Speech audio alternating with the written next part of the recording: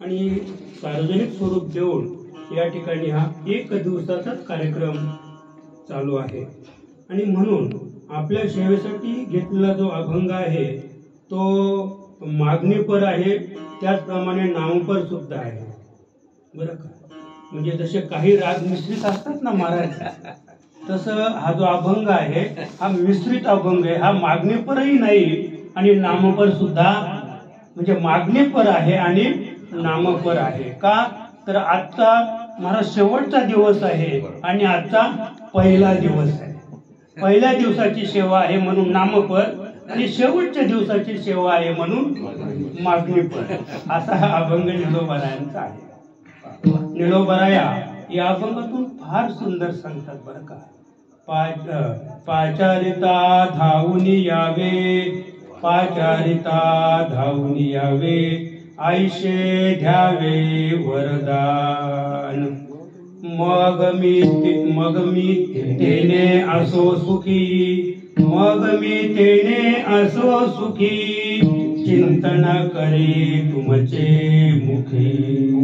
आळवेन आवडी नामे, आळवीन आवडी नामे, गुण किती गायेन प्रेमे गुण किती। मग मी तेने असो सुखी, मग मी तेने असो सुखी, चिंतन करे तुमचे मुखी। निळा म्हणे उदारपणे, निळा म्हणे उदारपणे, करा हो तेने कृपेचे। मग मी तेने असो सुखी, मग मी तेने असो सुखी, चिंतन करी तुमचे मुखी। पांडुरंगा करो प्रथमान, पांडुरंगा करो प्रथमान,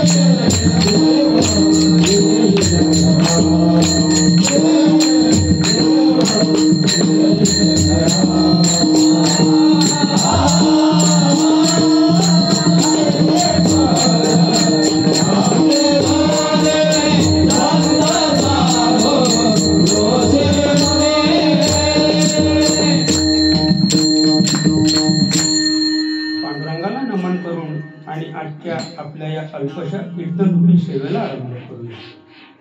ऐशियाचा पदर धरा, जेणे देव येईल घरा.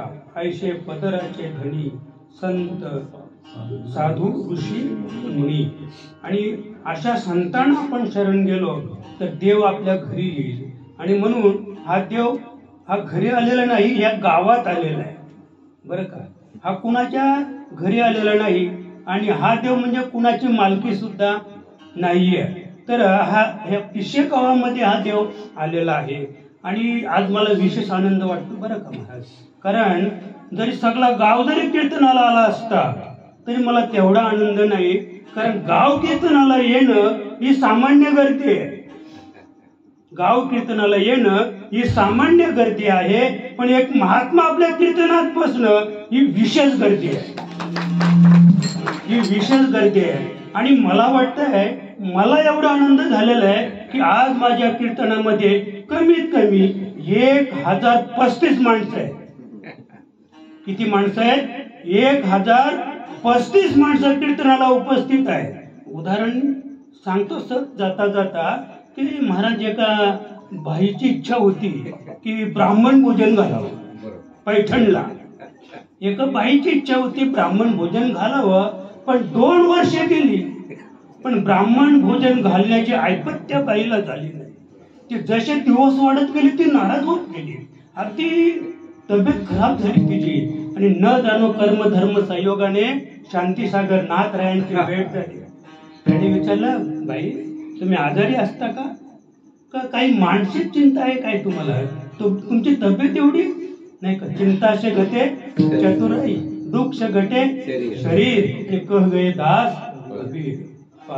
मला काहीतरी चिंता आहे मानसिक. मग तिने सांगितलं, महाराज काय सांगू, मी एकदा कीर्तनाला गेलो होतो तर ब्राह्मण भोजन घालल्यानंतर कोटी कोटी पुण्य लाभतंय. आणि मी तेव्हा संकल्प केला की 1000 ब्राह्मण मी जेवायला घालीन. पण महाराज 1 ब्राह्मण जेवायला घालण्याचा सुद्धा माझी ऐपत परिस्थिती नाही आहे. मग महाराजांनी सांगितलं, तुझी अशी इच्छा आहे का, तुझा असा संकल्प का?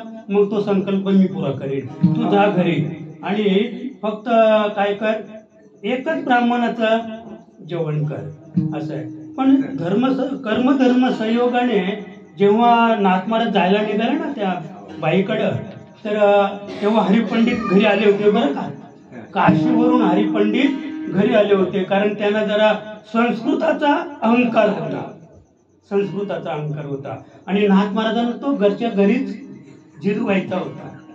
तर महाराज ते स्वतःच म्हणाले बरं का, हरिपंडित म्हणे तुमच्या बरोबर मी येतो का? तर हे काय करतात म्हणे, कुणाचंही आजचं खातात.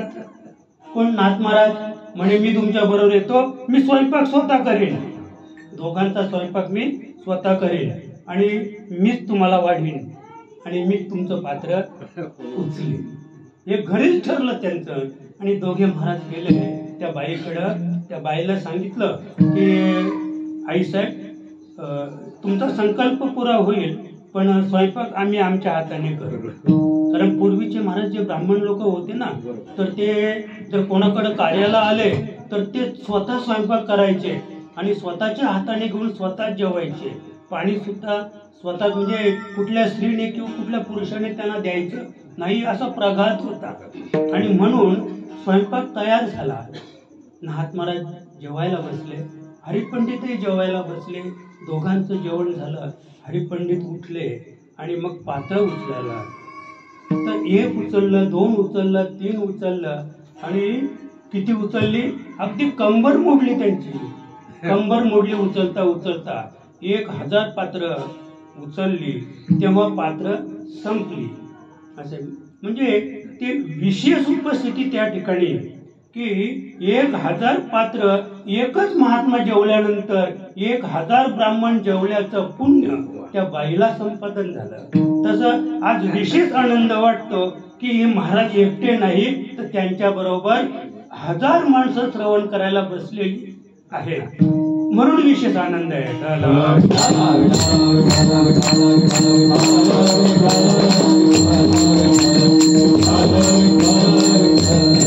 आणि मला वाटतंय माझ्या माहितीप्रमाणे अगदी काही काळापासून या विभागातच परमार्थ कोणी आणला असेल, परमार्थ रुजवला असेल, परमार्थ पिकवला असेल आणि त्या परमार्थाला जर गोड फळं आणले असतील तर मला वाटतं कवडे महाराजांचंच नाव पुढं करावं लागेल.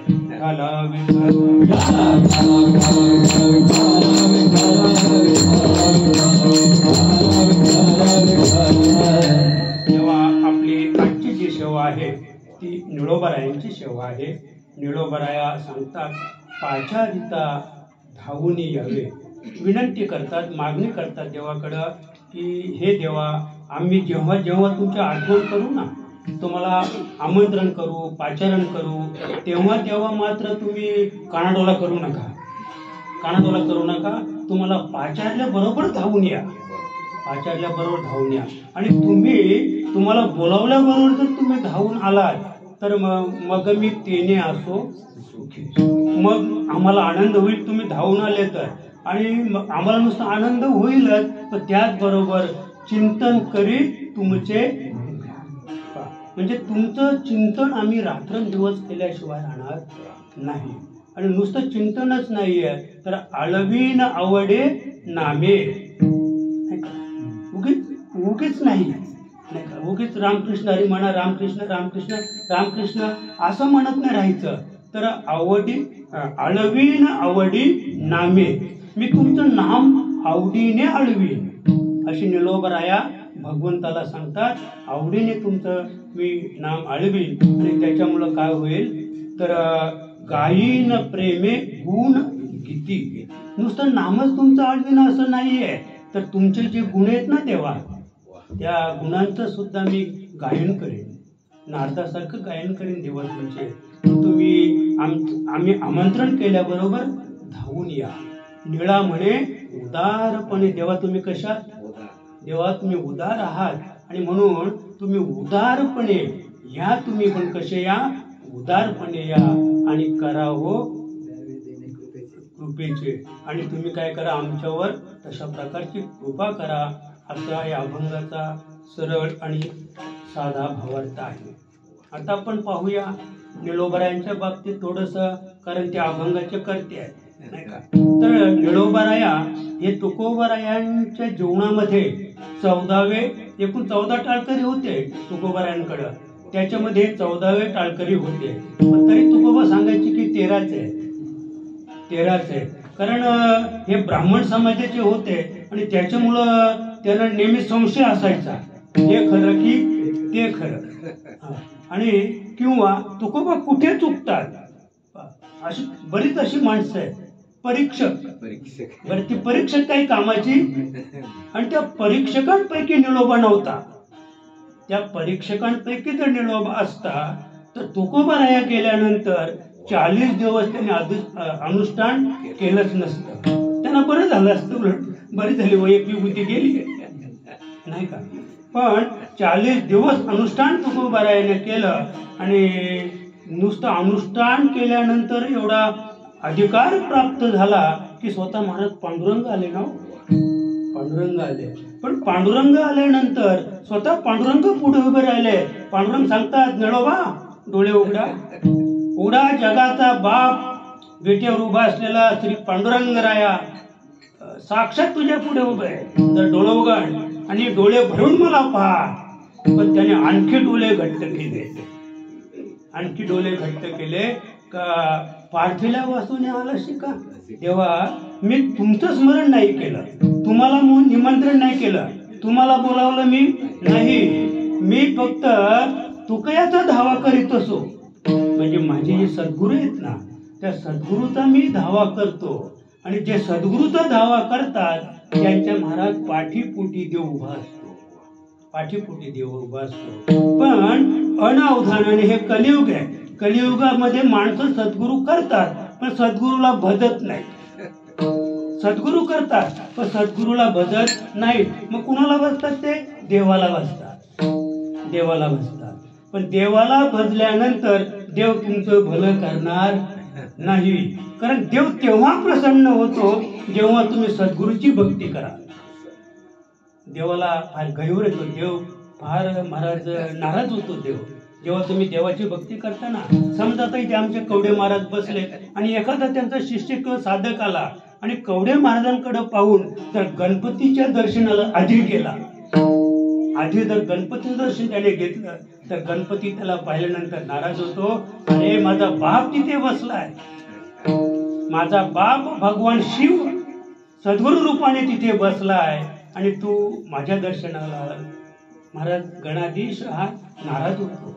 आणि म्हणून देव प्रसन्न राहावा, देव आनंदित राहावा, तर त्याच्यासाठी आपण काय केलं पाहिजे, तर सद्गुरूची सेवा केली पाहिजे, सद्गुरूचं भजन केलं पाहिजे, सद्गुरूची भक्ती केली पाहिजे. कारण सद्गुरू सेवा न मिळेल, सगळं काही मिळेल जगात सगळं काही मिळेल, पण देवही मिळेल, पण सद्गुरूची सेवा मिळणार नाही. आणि सद्गुरूची सेवा कशी करावी हे सुद्धा सद्गुरू कडूनच शिकून घ्यावं लागेल, अन्यथा जमणार नाही.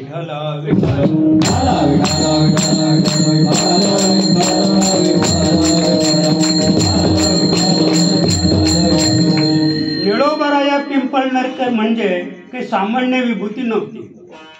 तुकोबराया गेल्यानंतर त्याने अनुष्ठान केलं. प्रत्यक्ष तुकोबरायांनी त्यांना भेट दिली आणि असे निळोबाराया पिंपळनेरच्या बाजूला एक महान असा खोल डोह आहे, डोह, आणि त्या डोहामध्ये पांडुरंगराया रुक्मिणी सहित शेत करत होते बरं का. आणि मग त्यांना दृष्टांत झाला की हे निळोबा, अरे तू मजा मारतो, तू उड्या मारतो, पण आम्ही इथे पाण्यात या डोहामध्ये बुडून आहोत, शेत करून राहिलेलो आहोत. त्यांना दृष्टांत झाला, साक्षात्कार झाला. निळोबराने त्या डोहामध्ये उडी टाकली आणि उडी टाकल्याबरोबर त्यांच्या हाताला पांडुरंगराया रुक्मिणी सहित साप लागले. त्यांना घेऊन आले आणि पिंपळनेरला त्याने उत्तम असं पांडुरंगरायाचं रुक्मिणी सहित मंदिर बांधलेलं आहे. कारण पंढरपुरात जे मंदिर आहे ते रुक्मिणी सहित नाही, ते रुक्मिणी सहित नाही, पण रुक्मिणी सहित मंदिर आमच्याकडे. तरी आम्ही काय लिहितो माहित का, प्रति पंढरपूर. आणि तुमच्या प्रति पंढरपुरात जर पांडुरंगाच्या बाजूला रुक्मिणी असेल तर त्याला प्रति पंढरपूर म्हणता येणार नाही आणि म्हणू सुद्धा नका. तुम्ही पंढरपूरला गेला असाल ना, तर तिथे फक्त पांडुरंगराया एकटेच आहेत आणि रुक्मिणीला महाराज भेटणार आहेत, पण अद्याप काही काळ जाईल, कारण पुंडलिकाची अजून भक्ती संपलेली असेल. ज्याच्यासाठी ते आलात ना, ते कार्य अजून संपलेलं नाही, त्याची मात्या पित्याची सेवा संपलेली नाही. त्याने सांगितलं, देवा मला मात्या पित्याची सेवा संपली की मी तुमच्याकडे पाहतो. म्हणजे आमचं नेमकं उलट आहे महाराज. काय उड्या हरिपाठात मारी, काय उड्या हरिपाठात मारी, काय देवाची भक्ती करेल. पण विचारलं ना तर म्हणे आईबाप मुलीकडे. त्यांचे आईबाप कुठे आहेत? आईबाप मुलीकडे. आणि मला वाटतंय महाराज तुमचा काय अनुभव सुद्धा असो, माझ्या अनुभवाप्रमाणे कीर्तनकारांकडे आई बाप नाही. त्याचा दुसरा भाऊ आहे ना, त्या कीर्तनकाराचा दुसरा भाऊ आहे, त्या भावाकडे आई बाप आहे. कीर्तनकाराकडे आई बाप नाही आणि त्यांच्याकडे आई बाप नाहीत, म्हणून ते सांगतात आई म्हणून कुणी आई हाक मारी. म्हणजे आई त्याच्याकडे नाही ना, मग आई म्हणून कोणी आई कोणीतरी हाक मारतो आईला आणि ती आई माझ्याजवळ नाही. लक्षात आलं का? म्हणजे अशी स्थिती आहे महाराज. समाजाची स्थिती फार दयनीय स्थिती आहे, हे कलियुग आहे. आणि म्हणून निळोबाराया त्यांच्याकडे स्वतः पांडुरंग रुक्मिणी सहित आले. त्यांनी सुंदर त्या ठिकाणी मंदिर उभं केलं आणि त्याचीच रेव ओढून आज आमच्याकडे राम मंदिर आहेत महाराज. आमच्याकडे राम मंदिर आहे, पण आमच्या राम मंदिरामध्ये राम एकटा नाही. राम आहे, लक्ष्मण आहे, सीता आहे आणि गरुडही आहे आणि हनुमंत सुद्धा आमच्या मंदिरात आहे. पण महाराज आमचंही मंदिर आहे, पण आमच्या मंदिरात आम्ही एकच राम बसवलाय. आता हे आपले नरेंद्र महाराज मोदी, त्यांना महाराजच म्हणूया, कारण ते अवतारच आहे, देवाचे अवतार आहेत. नरेंद्र साहेब म्हणजे मोदी साहेब आपले पंतप्रधान. तर ही त्यांना कल्पना कधी सुचली काय माहित. कारण आता जे राम मंदिर उभं केलेलं आहे, प्रभू रामाची जिथे प्राणप्रतिष्ठा झाली, मला वाटतं ते राम एकटेच आहे, त्या रामाबरोबर सीता नाही. ही कल्पना त्यांना कोणी दिली, कोणी सुचवली, देव जाणे. पण तत्पूर्वी आम्ही जो राम बसवलाय आमच्या मंदिरामध्ये, तो सुद्धा एकटाच राम आहे. लोक आम्हाला म्हणायचे सीता का नाही, म्हणून आमच्याकडे पैसे कमी होते म्हणून. सीता घ्यायला आमच्याकडे पैसे कमी होते, लक्ष्मण घ्यायला पैसे कमी होते, म्हणून आम्ही एक रामच आणला.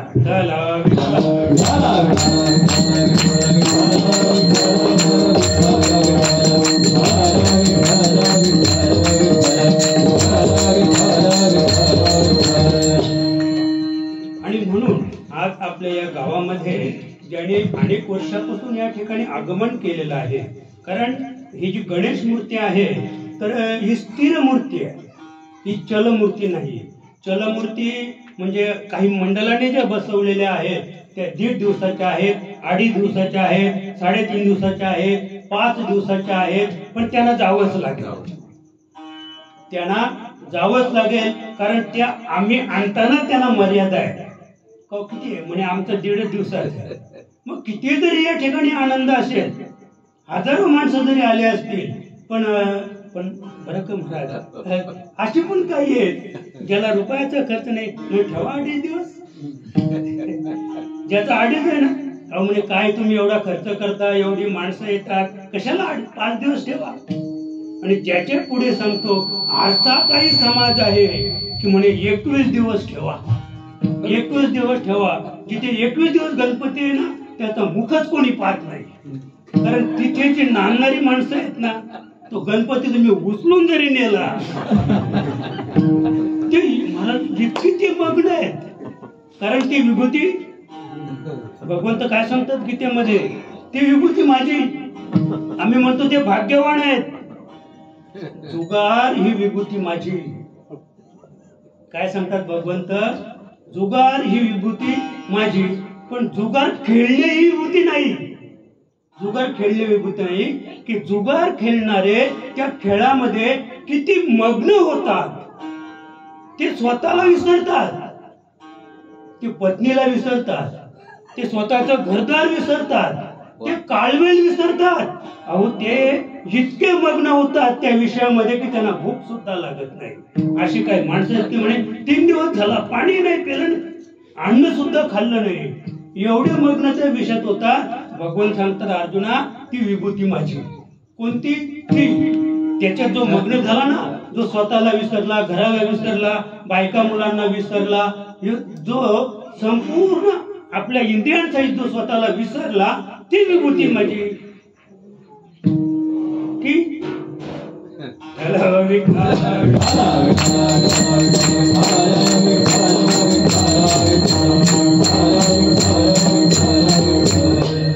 आणि म्हणून येळोबाराया अगदी आपल्याला लवकर जायचंय.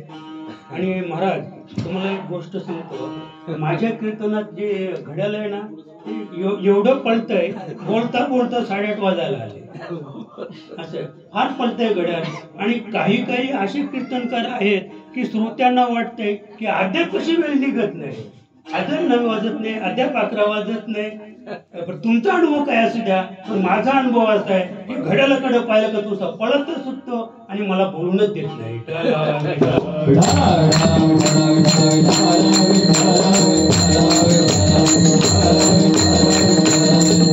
म्हणून आपण अभंगाकडेच वळूया, कारण आपला अर्धा पाऊण तसंच आपल्या अंगावर आहे. तेव्हा अभंगाच्या पहिल्या चरणात निळोबराय काय सांगतात ते, पाचारिता धावून यावे, पाचारिता धावून यावे, पाचारिता धावून यावे,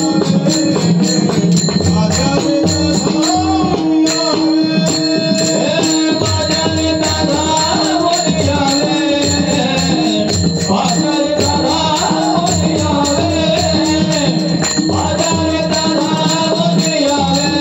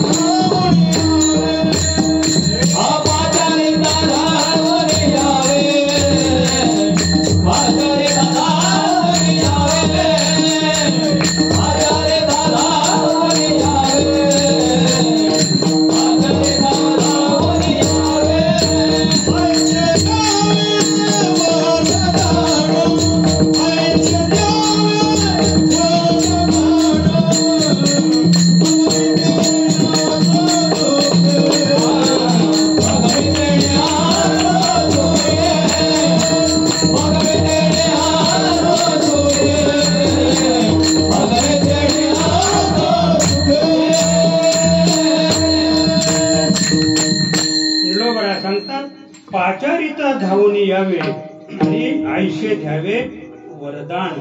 मला एवढंच वरदान द्या. मी मागणी मागतात ते निलोबाई मागणी मागतात, पण प्रापंचिक किंवा सांसारिक मागणी नाहीत मागत निलोबाया. निलोबच नाही, कोणतेही संत असू द्या, संतांनी देवाकडे स्वतःसाठी आणि आपल्या बायका मुलांसाठी कधीच काही मागलं नाही. जे मागितलं ते समष्टीसाठी मागितलं, जगासाठी मागितलं. जगाच्या उद्धारासाठी ज्याने मागितलं त्याला संत म्हणतात. जगाच्या उद्धारासाठी ज्याने मागितलं त्याला संत म्हणतात, आणि आम्ही आमच्यासाठी मागतो त्याला माणूस म्हणतात. असे मागणारे भरपूर आहेत, देवाकडे मागणारे भरपूर आहेत, आणि देव सुद्धा त्यांना देणारे आहेत. असे देव पण तसेच आहेत, त्याच्यात देव देतातच त्यांना, आणि मग त्याचा जो विश्वास आहे तो अधिक दृढ होतो. बरं का? आता आपण जर एकंदरीत विचार पाहिला तर या विश्वामध्ये 4 भक्त आहेत. अर्थार्थी, जिज्ञासू आणि ज्ञानी. तो आर्थिचेनी व्याजे असेल का? म्हणजे जो आर्थ भक्त आहे त्याच्यावर जेव्हा संकट येईल, संकट जेव्हा येईल, संकट आल्यावरच तो देवाला बसतो, देवाला हाक मारतो. अन्यथा तो सुखात असेल ना तर तो आपल्या गाडीवर पण लिहितो सद्गुरु कृपा.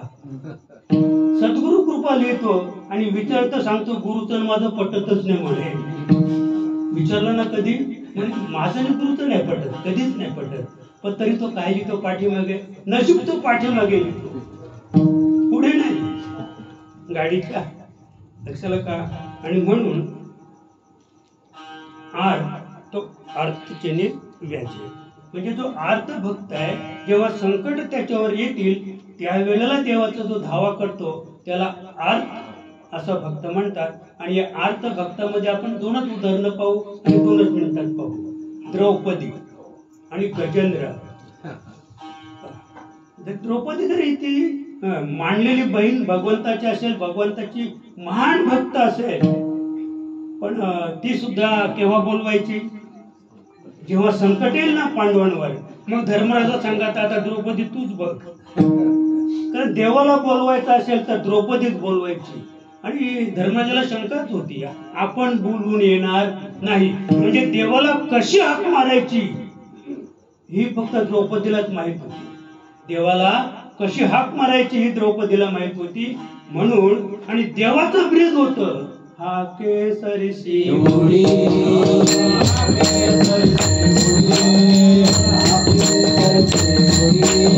हाके सरसी उडी,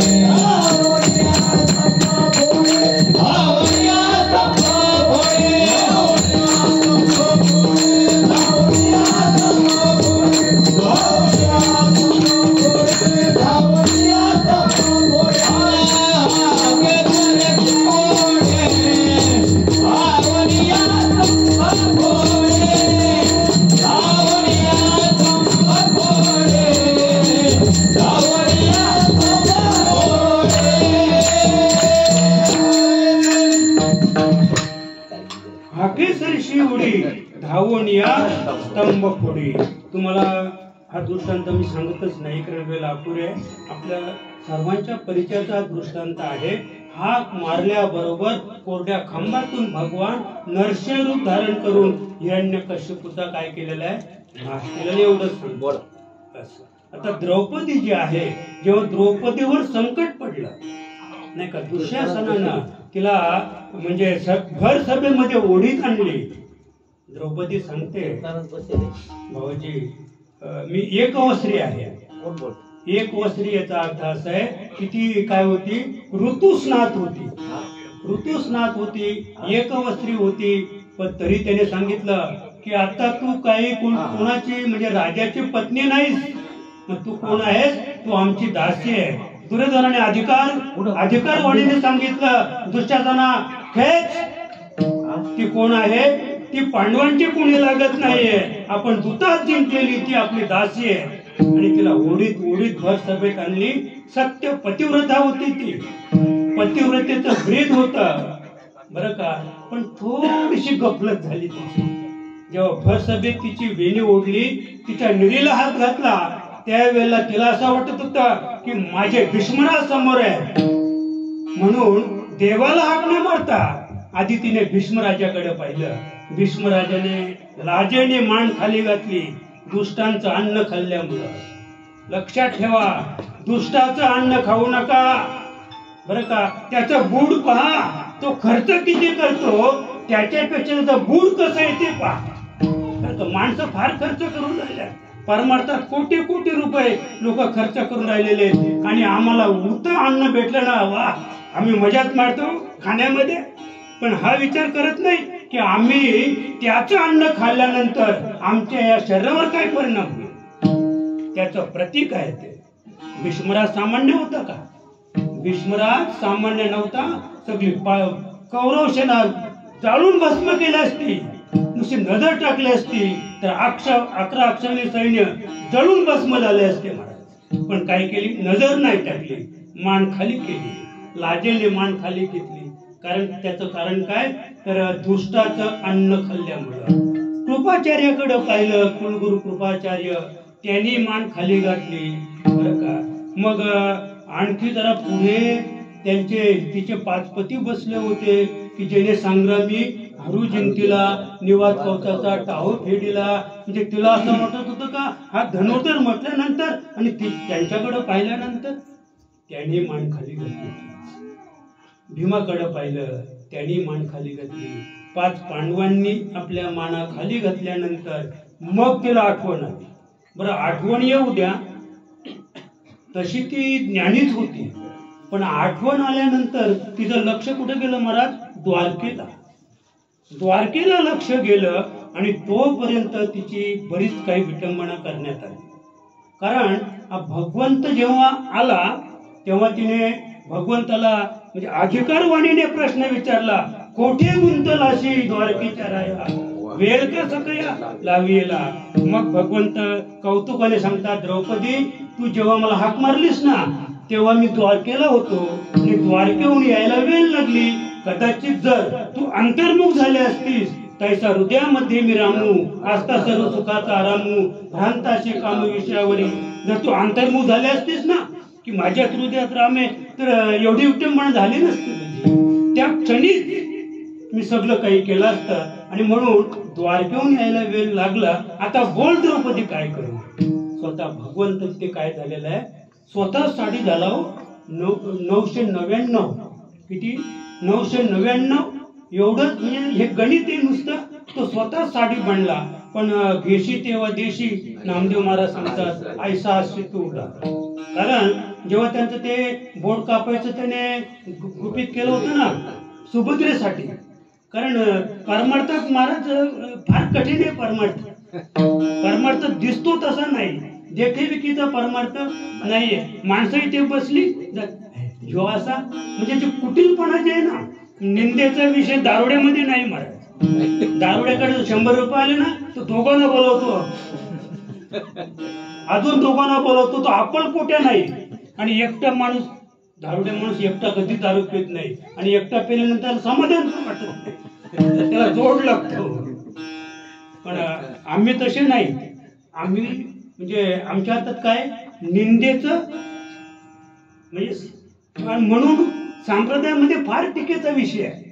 असे निंदा ही अजिबात नको.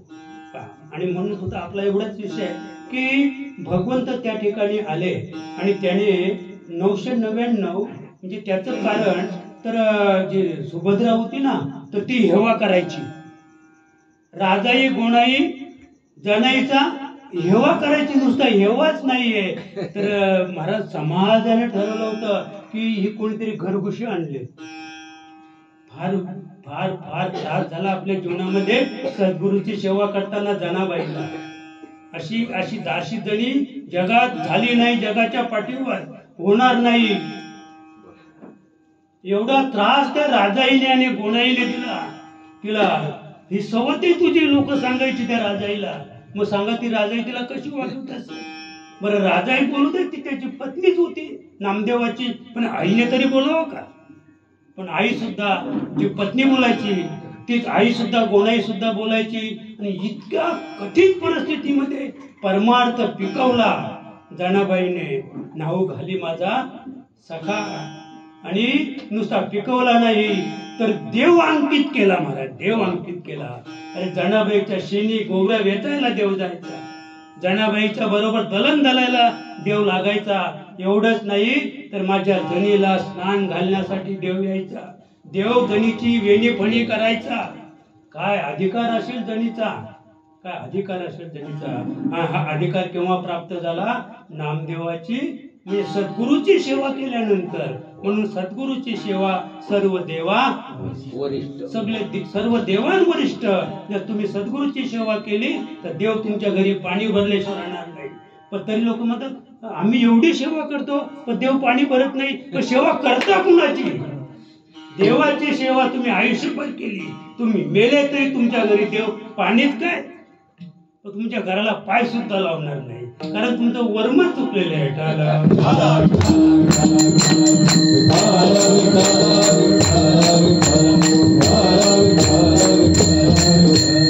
आणि म्हणून देवानं पाहिलं की आपण काहीतरी प्रयोग केला पाहिजे, कारण संशय तसा मिटत नाही.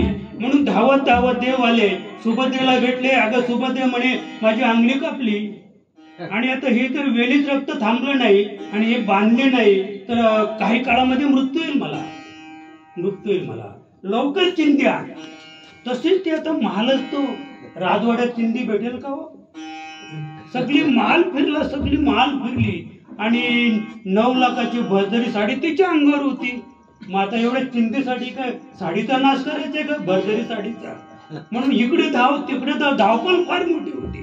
देव वाचवला पाहिजे हे तिच्या मनात होतं, त्याच्यासाठी धावपळ. पण नेमकी तिकडनं द्रौपदी आली. अगं मग काय झालं, काय कशासाठी धावता? आणि मग तुला काय सांगू, मला तुला सांगायला वेळ नाहीये. लवकर चिंती बांधली नाही तर देव कदाचित गतप्राण होण्याची शक्यता आहे. एवढे कमाने चल चल चल म्हणे, पण चिंधी सापडत नाही. मग चलते तू. द्रौपदी आली, तिच्या अंगावर 9 लाखाचा शालू होता महाराज, 9 लाखाचा शालू होता. तो शालू तिने तात्काळ लगेच फाडला आणि चिंधी बांधली. आणि त्याला उभे 33 धागे होते आणि आडवे 33 धागे होते. 999 धाग्याचं ते चिंधी होती. ती चिंधी देवाला बांधली आणि मग ते उपकार, ते परोपकार तेव्हाचे. जी चिंधी बांधली ना म्हणून देव धावून आले आणि तिला साडी पुरवली. अन्यथा मलाही वाटत नव्हतं ते आले असते आणि साडी कदाचित काहीतरी केलं असतं वेगळं, पण साड्या नसत्या पुरवल्या. तर घेशी तेव्हा घेशी ऐसा असती तू उदार.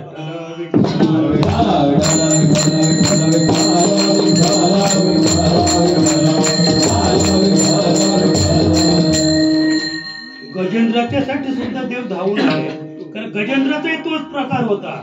त्याच्याबरोबर पत्नी होती, 100 पोरं होती, हत्ती पाणी प्यायला पुष्कर सरोवरावर आली होती.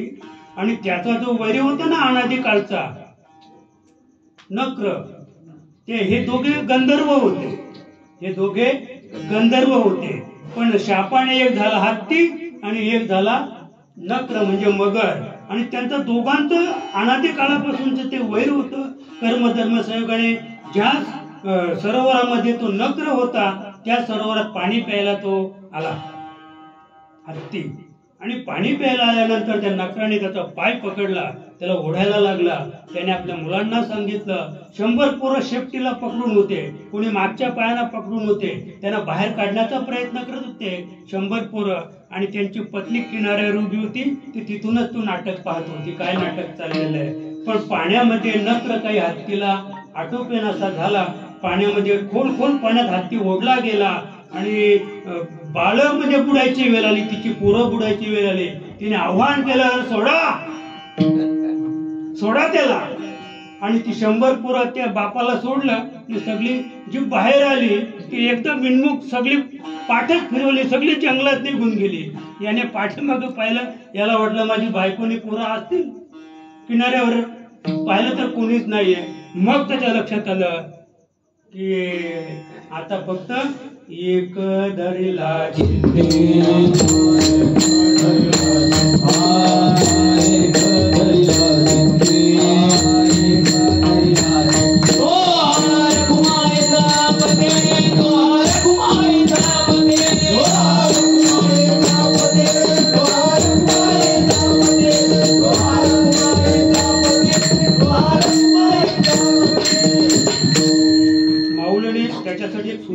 टाकलेले.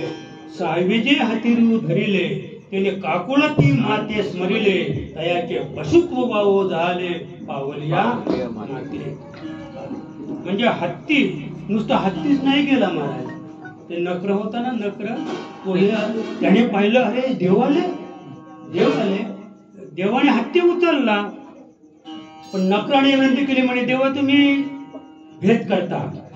मी असं ऐकून होतो की देव अभेद आहे म्हणे. देव अभेद आहे, अद्वैत आहे देव, निर्गुण आहे, निराकार देव आहे. पण तुम्ही आकारात तर आले. मी माझ्या डोळ्याने तुम्हाला पाहतो की तुम्ही हत्तीला घेऊन चालले. देवाने सांगितलं आम्ही पापी माणसाचा कधी अंगीकार करत नाही. ठीक आहे म्हणे देवा, पण मी गीतेत असं ऐकलंय की जो पापी आहे त्याला देव दिसत नाही.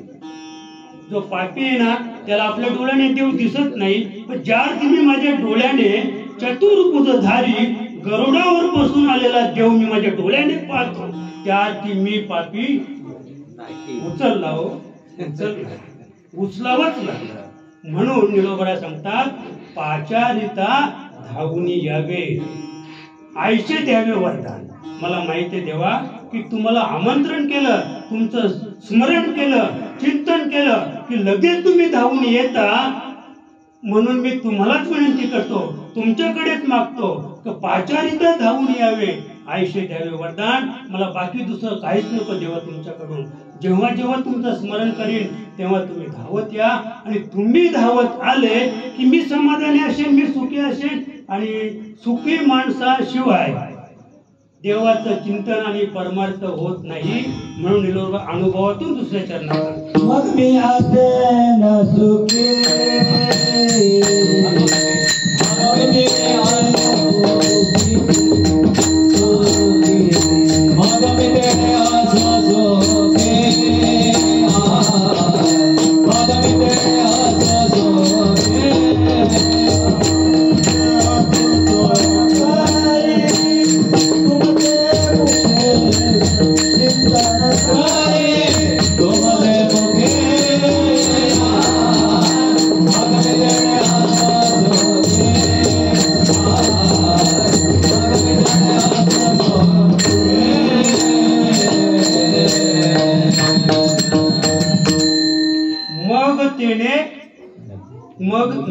मग मी तेने असो सुखी आणि चिंतन करी तुमचे मुखी.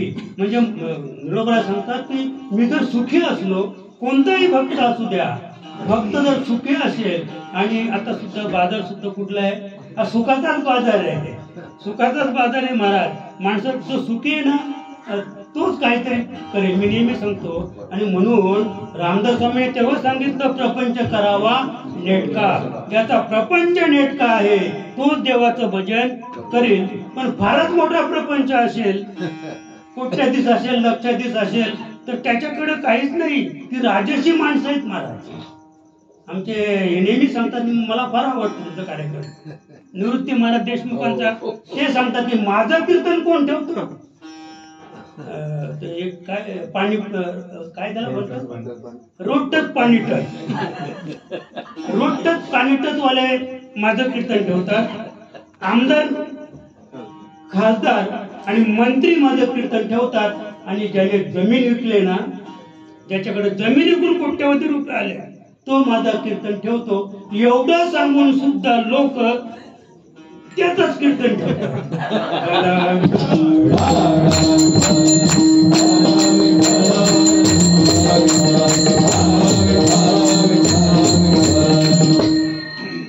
आणि म्हणून जर देवा मला एक तुमचं ब्रीद माहित आहे की पाचारल्या बरोबर तुम्ही धावून येता. आणि म्हणून तुमचं मी स्मरण केलं. तुमचं स्मरण करण्यासाठी मला तुम्ही कसं ठेवा, सुखी ठेवा. शरीर सदृढ पाहिजे. परमार्थ करायचा असेल ना तर तुमचं पोटात दुखत असेल, डोक्यात दुखत असेल, मी तर सांगतो महाराज की सर्दी खोकला झाला तरी नामस्मरण करता येत नाही. सर्दी खोकला झाला तरी नामस्मरण करता येत नाही. ताप आला तरी नामस्मरण करता येत नाही. तो अंगालाच हात लावून पाहतो किती ताप आहे असं आहे. म्हणजे ताप आल्यानंतर तो नामस्मरण करत नाही. आणि ताप आल्यानंतर नामस्मरण जर केला कदाचित तर ताप गेल्याशिवाय राहणार नाही. पण ते वर्मच माहित नाही आम्हाला.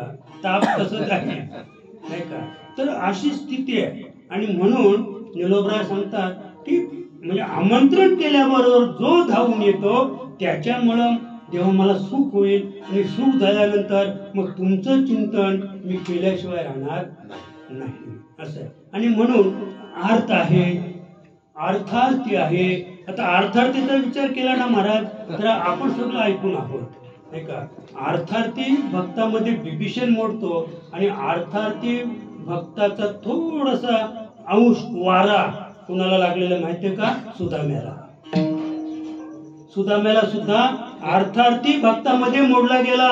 सुदामा ब्राह्मण, जर तो सुदाम्या ब्राह्मण दुःख दारिद्र्य पिढीला, बरं का, मुष्टी पोहे घेऊन या त्याच्या भेटीला गेला, पण शुद्ध भाव देखून या गाव सोनियाचा.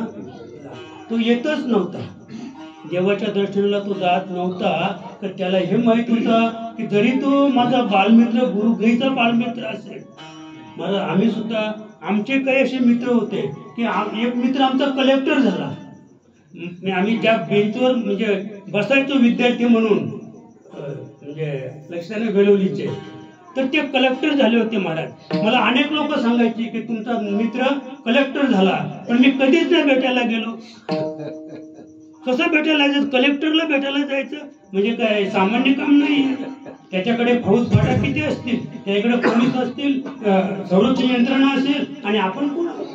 म्हणून सुदाम्याला सुद्धा वाटायचं की तो राजा आहे, माझा तो गुरुगाईचा मित्र आहे, गुरुबंधू आहे, पण तो राजा आहे आणि मी भिकारी आहे.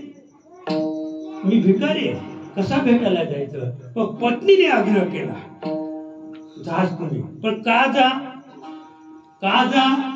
की आपण दरिद्री आहोत, आपलं दारिद्र्य जावं याच्यासाठी तुम्ही एकदा जाता करा.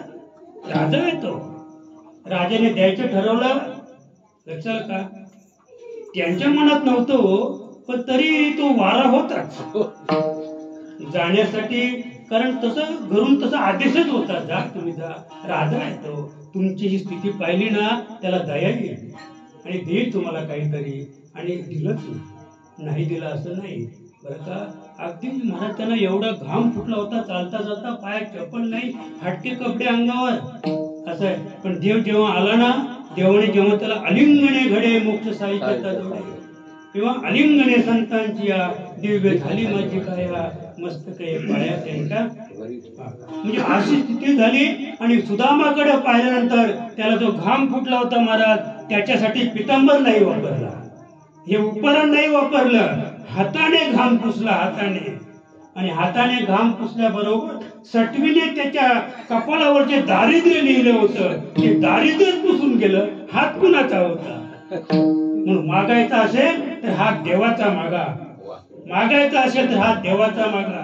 तुमचा आमचा हात काही कामाचा नाही, लक्षात का. आणि म्हणून त्या देवाच्या हाताने त्याचं सगळं नशीब, त्याचं प्रारब्ध पुसलं गेलं. आणि म्हणून त्याला सुदाम्याची नगरी सोन्याची झाली. आणि त्याने सुद्धा देवाचं कधी विस्मरण केलं? पाहते पांडव अखंड वनवासी, तरी ते देवाशी आठविती. कधी त्यांना वाटलं नाही की देव आमच्या बरोबर असताना सुद्धा, आमचा सोयरा असताना सुद्धा काय परिस्थिती आमच्यावर गुजरली? कधीच नाही वाटलं. परी त्या देवाशी आठविती, सतत रात्री दिवस आठवण करीत राहिले. म्हणून ना जगात त्यांचं नाव आहे महाराज, जगात त्यांचं नाव. विभीषण तसाच होता. विभीषण महाराज लात मारली, हाकलून लावला. मग त्याने विचार केला, अरे शेवटी राज्यच आहे ते, की ते भावाचा खून करून राहिलाय महाराज. भावाचा एक परिस्थिती इस्टेटीसाठी खून करून राहिलाय. लात मारली त्याने, ब्रीज सोडलं आपलं विभीषणाने, आणि रामाच्या भेटीला आला महाराज. रामाच्या भेटीला आला. रामाने जाणलं हा आसक्त आहे, हा निरासक्त नाही, आसक्त आहे. हनुमंताने सांगितलं होतं, देवा जरा विचार करा, तो राक्षसाचाच भाऊ आहे. जरा विचार करा, तो राक्षसाचाच भाऊ आहे. आणि म्हणून महाराज मी नेहमी सांगतो की सध्याची माणसं परमार्थात देवाला शिव्या घालतात, संतांना शिव्या घालतात. हा दोष प्रभू रामाचा आहे. प्रभू रामाने त्याचा अंगीकार केला आणि आपलं कुल वाचवण्यासाठी तो रामाला शरण आला. त्याने आपलं कुल वाचवलं. कारण म्हणून तर रावण श्रेष्ठ का, तर रावणाने ठरवलं की माझ्या कुलाचा क्षय माझ्या समोर झाला पाहिजे. हे राक्षस कुल समूळ नष्ट माझ्या डोळ्यासमोर झालं पाहिजे. त्याला म्हणतात राजा. बरं का, असंच राज्य केलं भगवान श्रीकृष्णाने. त्याने ठरवलं ही यादवी माझ्या डोळ्यासमोर संपली पाहिजे. मग महाबल भट्टाचं काही चुकलं होतं का महाराज? महाबल भट्टाचं काही चुकलं होतं सांगताना की हा कुलनाशी आहे म्हणून? काही चुकलं नव्हतं. 56 कोट यादव स्वतःच्या डोळ्याने ते त्यांचे तेच मारले गेले. राहिले काही शिल्लक त्याच्यात ते देवाने मारले.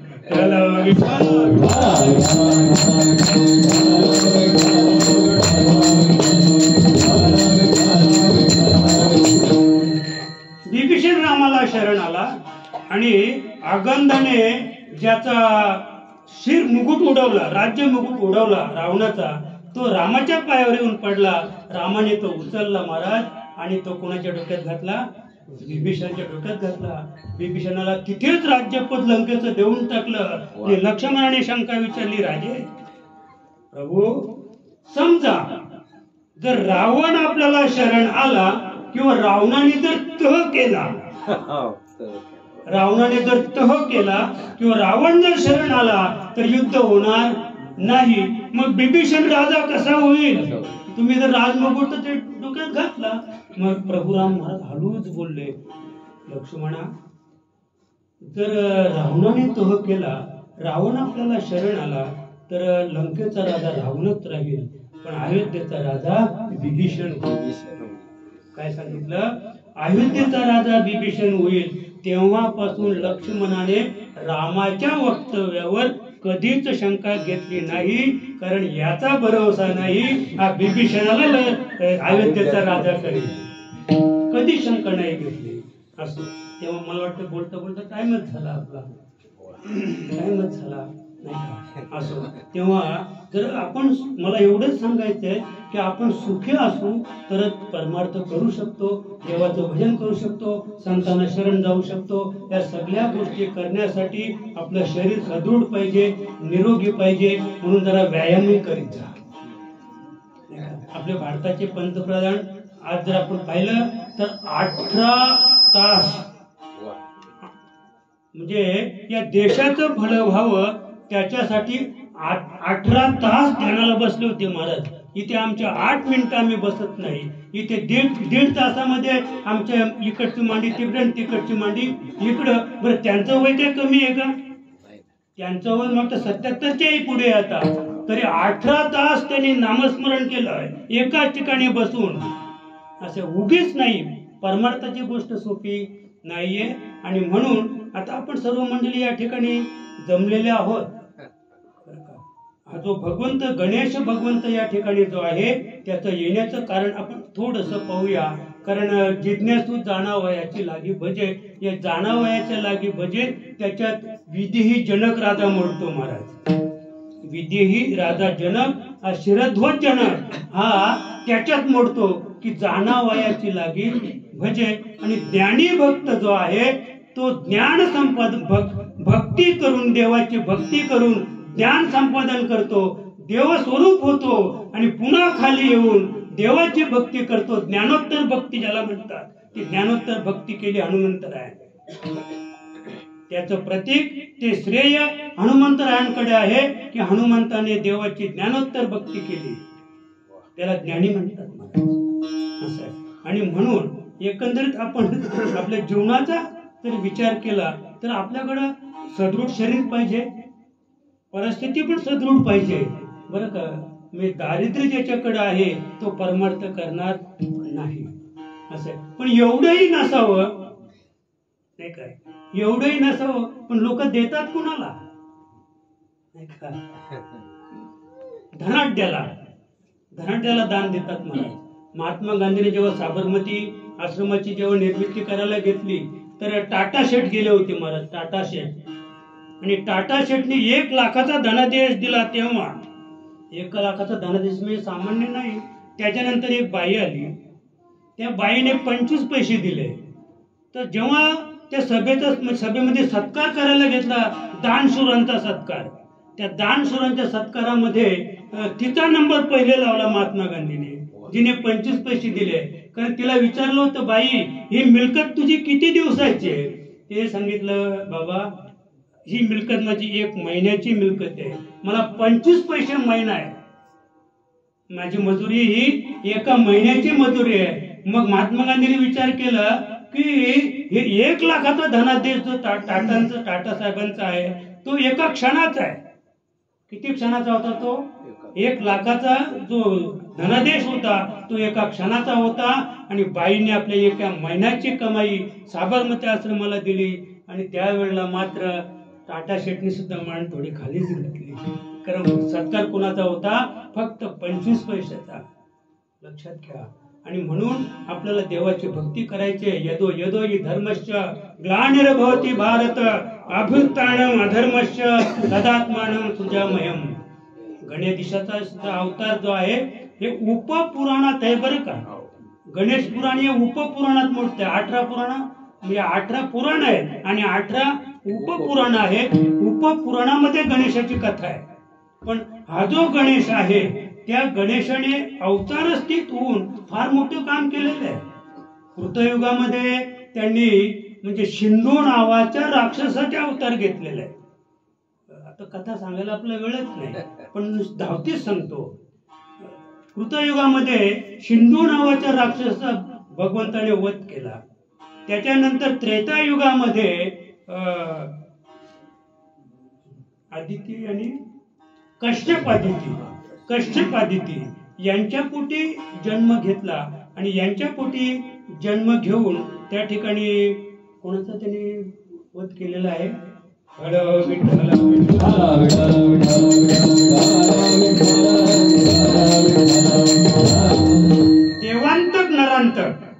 देवांतक आणि नरांतक हे 2 राक्षस एवढे माजले होते की त्यांच्याविषयी सांगायला आपल्याला वेळ नाही. फक्त त्यांना मारले एवढं सांगतो. द्वापर युगात पुन्हा भगवान गणेशाने पार्वतीच्या उदरी जन्म घेतला. आणि पार्वतीच्या उदरी जन्म घेऊन सिंदूर नावाचा राक्षस, हे सगळे देवांचेच पुत्र बरं. हा सिंदूर हा ब्रह्मदेवाचा मानसपुत्र, ब्रह्मदेवाच्या जांभईतून त्याची निर्मिती. देवांतक नरांतक हे विष्णूचे मानसपुत्र कानातून. बरं, त्याने विचारलं आपण कोण? म्हणजे तुमचाच पुत्र. पण देवाचे पुत्र एवढे उन्मत्त होतात म्हणून भगवंताने यादवी संपवली. बरं का. ज्यांना देव प्रसन्न झाला ना महाराज, त्याला अहंकार झाला. आणि अहंकार झाला आणि तुका म्हणे, म्हणजे अहंकार झालेली माणसं परमार्थ करू शकत नाहीत. परमार्थाचा आव आणतात आणि मग नंतर त्यांची काय दशा होते ती त्यांची त्यांनाच माहिती. आणि म्हणून निलोबा तिसऱ्या चरण आवडी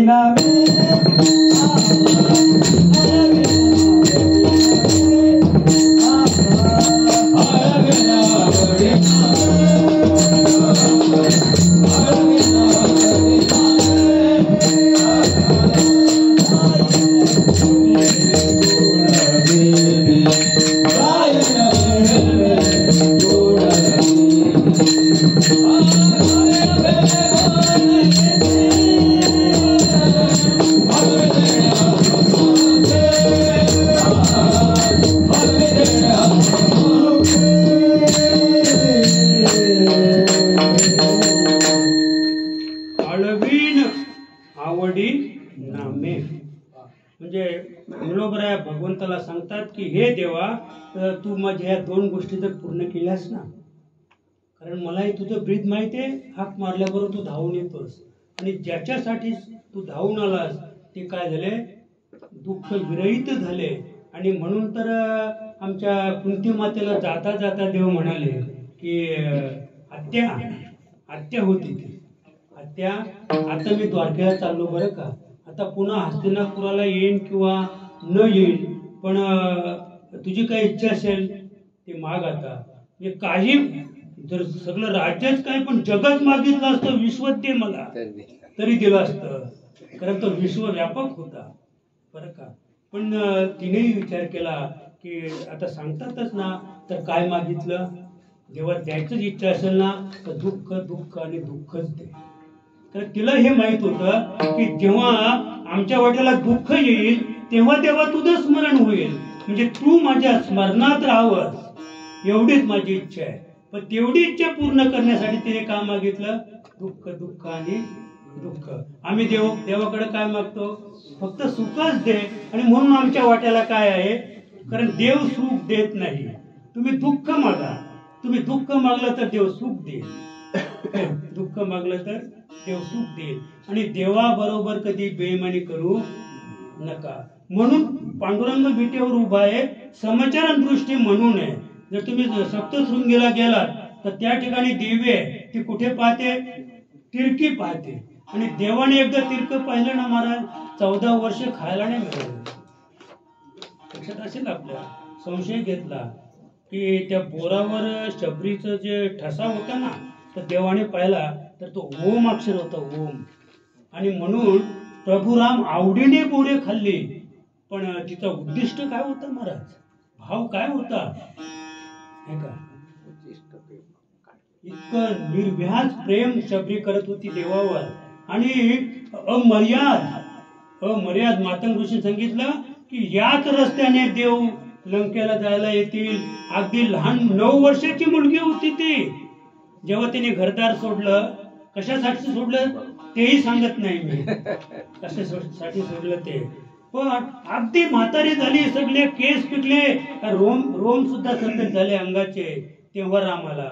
पण जेव्हा मातंग ऋषी म्हटले ना की राम येतील तुला दर्शन देतील, तेव्हापासून सडा सन्मार्जन करत होती, तेव्हापासून रांगोळी घालत होती, तेव्हापासून लिहित होती देव येती घरा, देव आपल्या घरी येतील हे तेव्हापासून लिहित होती. आम्ही एक दिवस पावलं काढतो जाती आणि इकडनं फोन करते केव्हा निघता, हिचा फोन जायच्या आधी ती म्हणे मी काय बिजी बोलतात ना त्याला, काय म्हणतात तो फोन, काय सांगतो बिजे. तर हिने इकडनं फोन केला त्याला, तुम्ही केव्हा निघता? अरे फोनच उचलीत नाही, बिजेत बोलतात कुणाशी? तिला वाटलं देवाशी बोलत असतील. त्यांच्या पत्नीला वाटलं की हे देवाशी बोलत असतील. तेव्हा विचारलं कोणाशी बोलत होते तुम्ही? 10 वेळा फोन केला मी. कशासाठी फोन करत होतीस? तुम्ही निघाली केव्हा? तेव्हा सांगतो मग तेच सांगायचं होतं मला, मी तिकडे तुलाच फोन करत होतो की मी आता निघालो. म्हणजे आता पावलं कशी आहेत? येती, मी जाते आणि येती. ही पावलं तिने काढली नाही, फक्त येतीच पावलं होती. आणि येत्या पावलाने ती वैकुंठाला गेली. हे तत्व आहे, परमार्थाचं हे तत्व आहे बरं का. आणि म्हणून गुण गायीन आवडी हेची माझी सर्व जोडी. तुकोबाला सांगतात की मी आवडीने भगवंताचे गुण गाईन आणि याच्यापेक्षा वेगळं माझ्याकडे दुसरं काही नाहीये. आणि म्हणून आपल्याला सुद्धा काय करायचं आहे? आळवीन आवडी नामे, नामाने भगवंताला आळवायचं आहे. भगवंत आपले सगळं काही केल्याशिवाय राहणार नाही. म्हणून एकदा त्याचं भजन करूया. झालेले तरी 8-10 मिनिटं घेतो बरं का. आपण ज्या कार्यासाठी या ठिकाणी उपस्थित आहोत, फक्त त्या नामाचा महिमा 5 मिनिटात सांगतो. इंद्राने सुरसेन नावाच्या राजाला सांगितलेली कथा आहे, एका मिनिटात सांगेन. इंद्र महाराजांनी सुरसेन नावाच्या राजाला ही कथा सांगितली की बहुतेक जे राजे आहेत ना ते विदर्भातच झाले बरं का.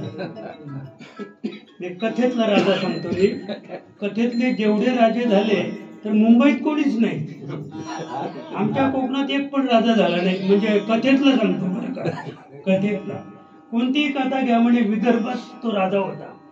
विदर्भात म्हणजे विदर्भ म्हणजे मला फार मोठी एरिया आहे ती, विदर्भाची एरिया. तर त्या विदर्भामध्ये तो सुरसेन नावाचा राजा होता. आणि पूर्वीचे राजे मला स्वर्गात जायचे, पूर्वीचे राजे स्वर्गात जायचे.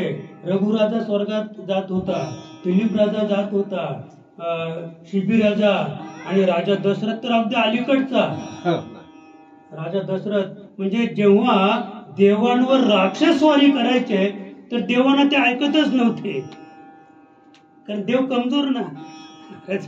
देव कमजोर, नाही पाणी प्यायचं, नाही भात खायचा, काहीच नाही देवाना. बरं, नाही लघवी करायची, नाही संडास करायची देवाना. मी खाणं पिणं नाही, त्याच्यामुळे लघवी संडास नाही. मग किती ते बॉडीगार्ड असतील. राक्षसाने स्वारी केली की दशरथाला आमंत्रण करायचे, दिलीपाला आमंत्रण करायचे, रघुराजाला बोलवायचे.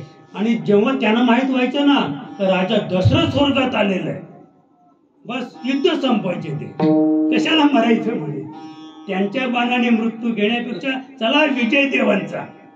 इतके शहाणे होते महाराज ते राक्षस. त्यांना समजलं ना की राजा दशरथ स्वर्गात आलेला आहे तर ते युद्ध संपवायचे.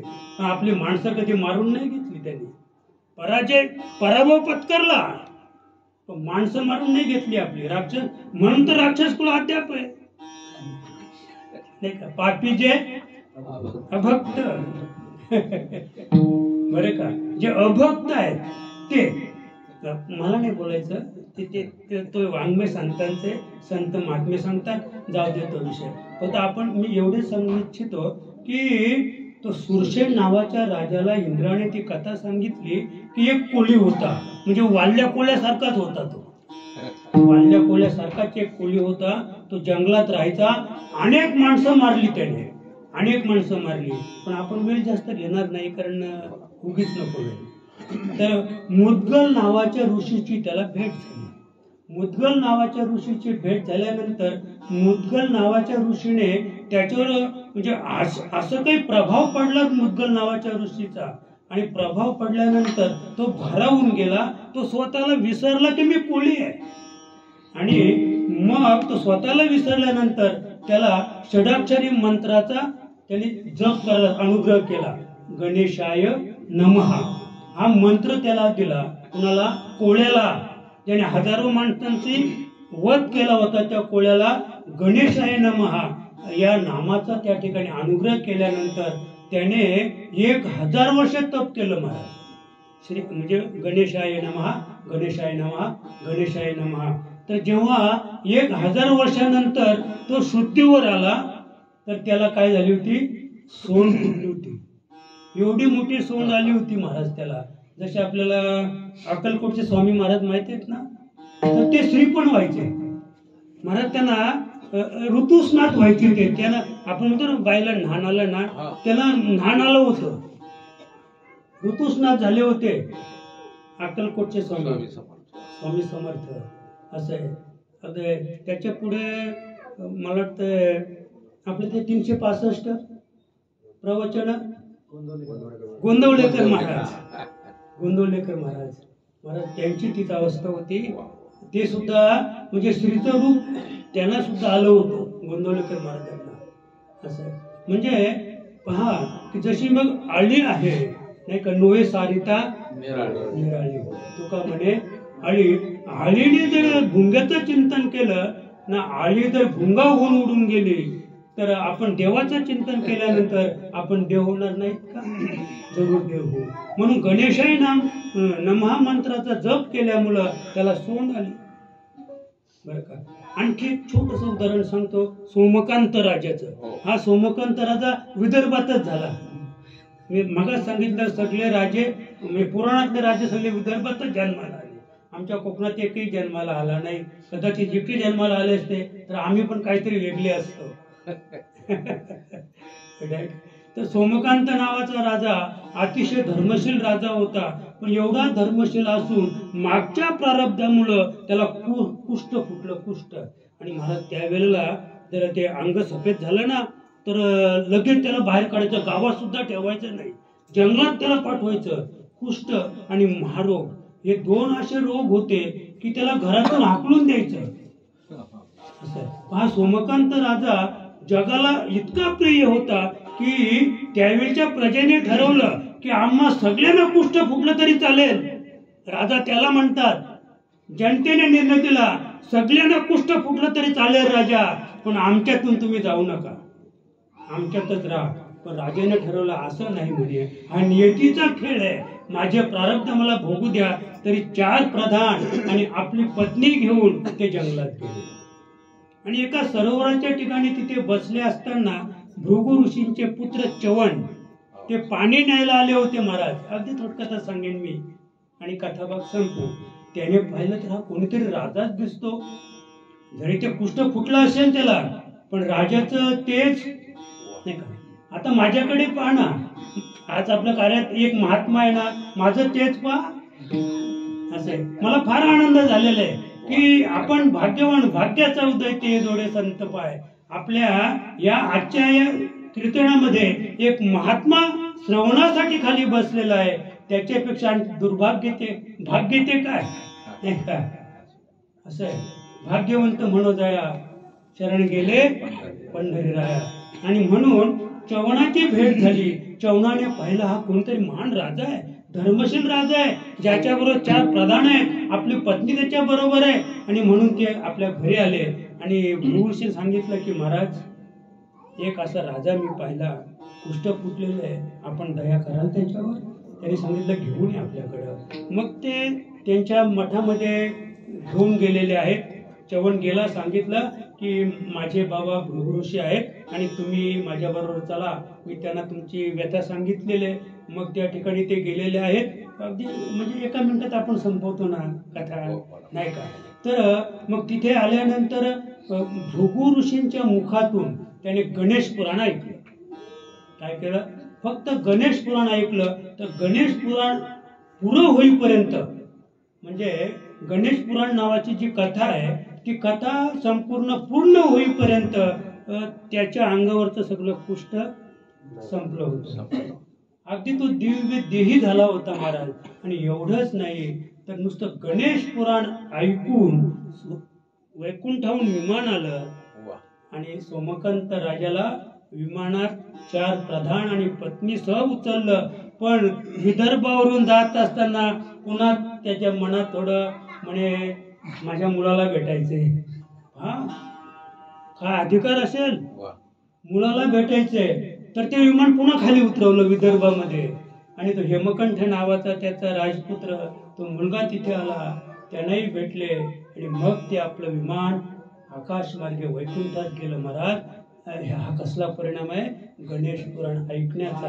आणि हा कसला परिणाम आहे गणेशाय नमः या नाम मंत्राचा परिणाम आहे. म्हणून आपण तुम्ही आम्ही सर्वांनी गणेशाचं नामाचं भजन करायचं आहे आणि गणेश पुराण वाचून आपल्या जीवाचं सोनं करायचंय. म्हणून एकदा आपण माऊलीचं भजन करूया. ज्ञानेश्वर माऊली महाराज ज्ञानेश्वर ज्ञानेश्वर ज्ञानेश्वर माऊली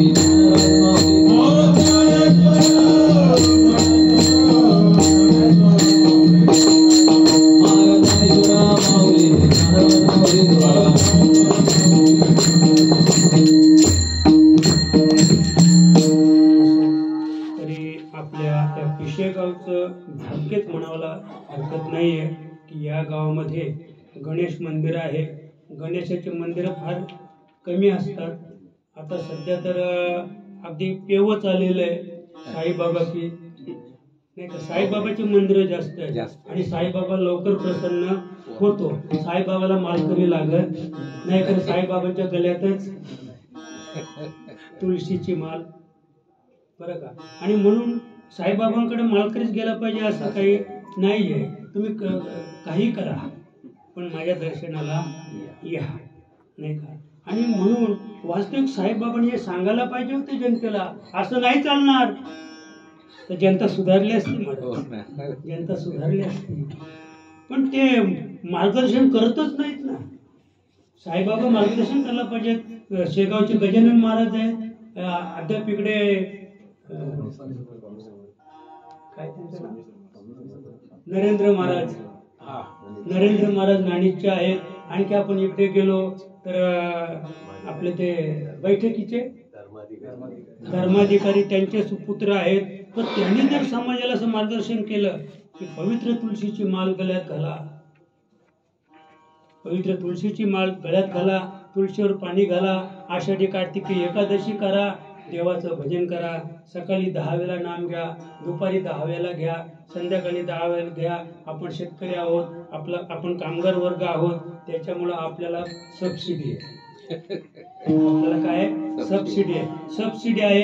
तरी सुद्धा सबसिडी समजली का महाराज तुम्हाला? ते सबसिडी मध्ये सर्प असतो महाराज. ते लोक आणतात बघा, त्याचं नाव सबसिडी आहे. सबसिडी आहे का ते?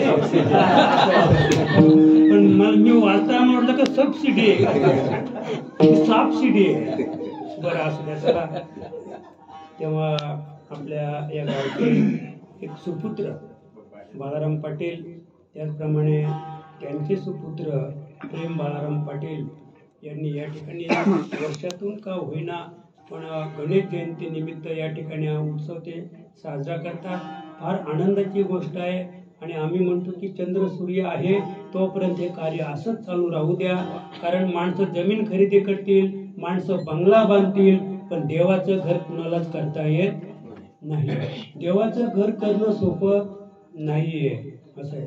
तेव्हा त्यांना भगवंताने सद्बुद्धी दिली आणि या ठिकाणी हे मंदिर उभं राहिलं.